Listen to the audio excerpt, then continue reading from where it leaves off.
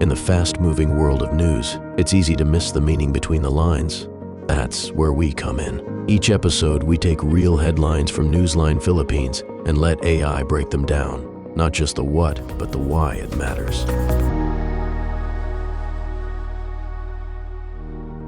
Welcome to the Deep Dive. Today we're looking at something, well, really quite interesting from the Philippines, the 2025 midterm elections. A listener sent us this piece from Newsline Philippines, and it highlights this stark contrast. You've got headlines saying at least 9 people were killed on election day. Right. But then you have the official bodies, the election commission, the police, calling the whole thing generally peaceful. It does make you stop and think, doesn't it? How can both things be true?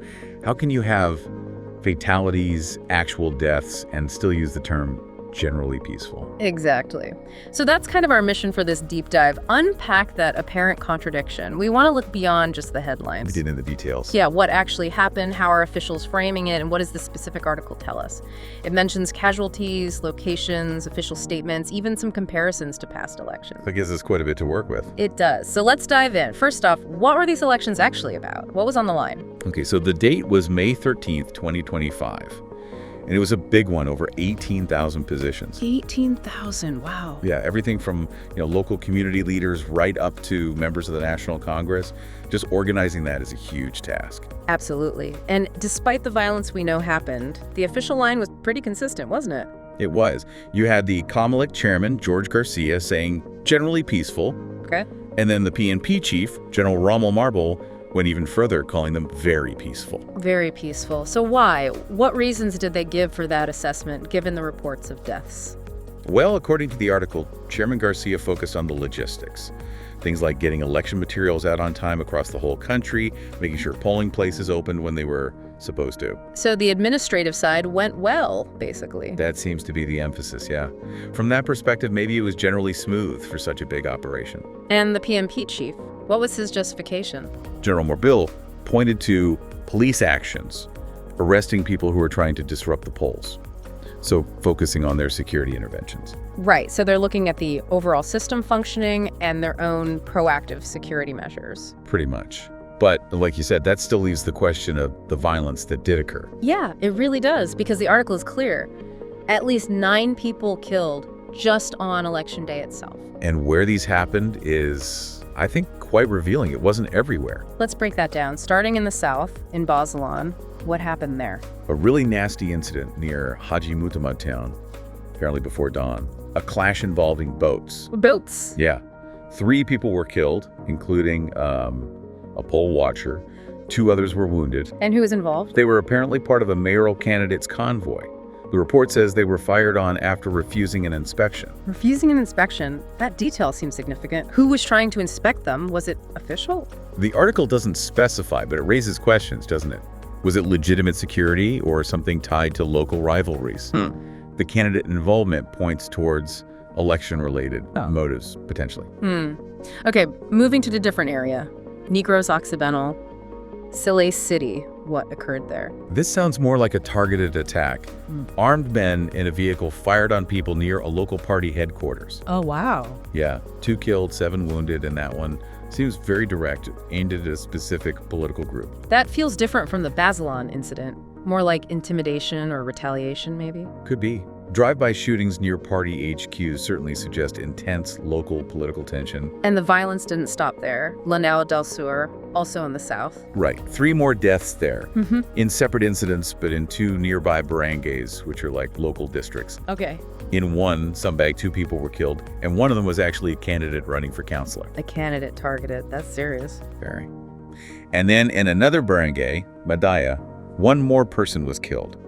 Targeting a candidate directly attacks the democratic process itself. It sends a chilling message. Absolutely. It creates fear. Any other fatalities mentioned? Yes, 1 more in Zamboanga del Sur, again in the south. A man named Samsudin was killed in Dinas town after an armed group reportedly harassed a rival political faction. So again, that pattern of intimidation and violence linked to political rivalries? Seems like it. And then up north in Abra province. Okay, different part of the country. Yeah, thankfully no deaths reported there, but there was gunfire in Bangtown that caused panic among voters and injured 1 person. So even without fatalities, that kind of incident disrupts the election, makes people scared to vote. Exactly. It undermines the feeling of safety and security that's essential for a fair election. So you have these specific tragic events across different islands. It really paints a picture that while maybe the overall logistics were smooth, certain areas faced real deadly violence. Precisely. And the article adds more context here. It mentions the total number of validated election-related incidents, or ERIs. Since the election period started back in January, right? Yeah. The PNP reported 46 validated ERIs, leading to 16 deaths in total since January. 16 deaths over the whole period. Right. And they're still investigating another 31 incidents to see if they were election-related too. So the violence wasn't just confined to May 13th. That's important context. Election tensions often build up over time. They do. And the final tally of violence might even rise as those investigations conclude. Okay, but despite all this, the PNP is claiming progress, a decrease in violence. They are. They're highlighting a 56% drop in validated ERIs compared to the 2023 Barangay and Sangguniang Kabataan elections, the BSKE. So compared to the last election, things were better according to their numbers. Yes, significantly fewer incidents than in 2023, which apparently had 105. Wow, 105 is a lot. But how does 2025 compare to earlier national elections? That's the interesting part. The article notes that the 2023 number was actually a big jump from the 2022 national elections, which only had 27 incidents. Okay, so 2022 had 27, 2023 jumped to 105, and now 2025 is down to 46. Exactly. So yes, it's down significantly from 2023, but it's still considerably higher than the 2022 national election level. So the trend isn't just a straight line downwards. There was a big spike recently. Right. A decrease from a very high point is good, but it doesn't erase the fact that 46 incidents and 16 deaths is still a serious concern. Maybe not as bad as the immediate past, but maybe not back to normal levels if 2022 was normal. How does the PNP explain the decrease from 2023 then? General Marble credited better coordination between the PNP, COMELEC, and the armed forces, and also just deploying a lot of officers. About 163,000 nationwide, focused on known hotspots. That's a huge security presence. It is. And that kind of deployment, plus better interagency work, likely did help prevent more incidents in some areas. Did the article mention which regions saw the most trouble this time? Yes, it broke down the validated EROs. The top three were the Cordillera Administrative Region that's in northern Luzon with 13 incidents. Okay. Then the Bangsamoro Autonomous Region in Muslim Mindanao, Baramem in the south, with 8 incidents. Makes sense given where the fatalities occurred. And third was Region Thivie, Calabarzon, which is actually quite close to Manila with 5 incidents. Interesting. So it's not just the far-flung regions, although the Cordilleras and Baram are often mentioned in this context. Why these areas, do you think? It often comes down to a mix of things, long-standing political dynasties and rivalries, sometimes the presence of armed groups, maybe land disputes, socioeconomic factors. It all gets amplified during election season. Right, a complex local brew of issues. Exactly. And you really need to understand those local specifics to tackle the violence effectively. What about other observers? Did the article mention any non-government groups? It did. It quoted Anna Singson from the PPCRV, that's the Parish Pastoral Council for Responsible Voting, a major election watchdog. And what was their take? She said their initial feeling was that it seemed a little more peaceful compared to 2019 and 2022. A little more peaceful. Yeah, but she was careful to say that was preliminary, pending final data. She also mentioned the tough conditions voters face, like extreme heat, plus this general political tension in the air. That context is important too. It wasn't just about security threats. People were voting under difficult physical conditions and, well, a charged atmosphere. Definitely. Which brings us to that broader political climate the article touched on. Yeah, it framed these midterms as a test for President Marcos Jr., right? Very much so. A gauge of his administration's support halfway through his term. And also critical for Vice President Sara Duterte. Absolutely. Yeah. Especially with potential impeachment hanging over her head. The Senate results are crucial for her. She needed allies there, at least 9 votes according to the article, to avoid conviction. And the article mentioned the ongoing feud between Marcos and Duterte? Yeah, that's been very public and adds another layer of tension. Their alliance seems fragile, to say the least. And one last major factor mentioned was the situation with former President Duterte, Sara Duterte's father. Right. His recent arrest and potential handover to the ICC for the war on drugs charges. That's a huge political event casting a long shadow over everything. So you have this backdrop of high-stakes national politics, infighting at the top, the legacy of the drug war. It's not surprising the atmosphere was tense. Not at all. And you can see how those national tensions could potentially trickle down and exacerbate local conflicts during an election. Okay, let's try and pull this all together then. We started with this paradox.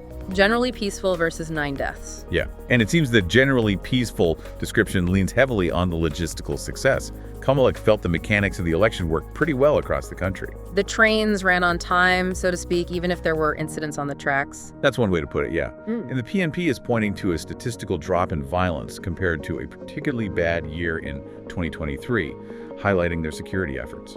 Okay, so there's some basis for their claims, depending on what metric you prioritize. Right. But you absolutely cannot ignore the fact that people died, that election day violence happened, and more violence occurred across the whole election period. So maybe generally peaceful is too simplistic. Or maybe it means peaceful compared to how bad it could have been, or compared to last time. Perhaps. It might reflect an official narrative focusing on improvements and overall system function, while downplaying the severity of the incidents that did occur, especially since they were somewhat geographically contained. It highlights the ongoing challenge, though. Even with improvements, election violence is still a reality in parts of the Philippines. Absolutely. Progress in security is important, and a decrease from 105 incidents is significant. But the goal has to be 0 deaths, 0 violence. The fact that it persists in certain areas shows there's still a lot of work to do. So wrapping up our deep dive based on this Newsline piece, the 2025 Philippine midterms presented this complex picture. Officials called it generally peaceful, citing smoother logistics and fewer incidents than the previous year. But that official narrative exists alongside the undeniable tragedy of election day killings and other violence, mainly concentrated in specific regions, all happening against a very tense national political backdrop. It really shows why you need to look past the simple headlines, doesn't it? The reality on the ground is often much more nuanced. Definitely. Understanding the context, the specific locations, the comparative data, the political climate, it all helps build a much fuller picture than just peaceful or violent. Right. Which leaves us, and you, with something to think about. When we try to judge how peaceful an election was, how should we balance the overall statistics, like a drop in incidents, against the stark reality of even a few fatal attacks? Do those isolated tragedies define the whole event? Or does the broader trend tell a more important story? And digging deeper, what are those stubborn underlying reasons that keep causing election violence in places like Barm or the Cordilleras? And what kind of strategies might actually get at those root causes beyond just deploying more police every election cycle? Lots to consider there. We encourage you to keep exploring these questions. Thanks for joining us for this deep dive.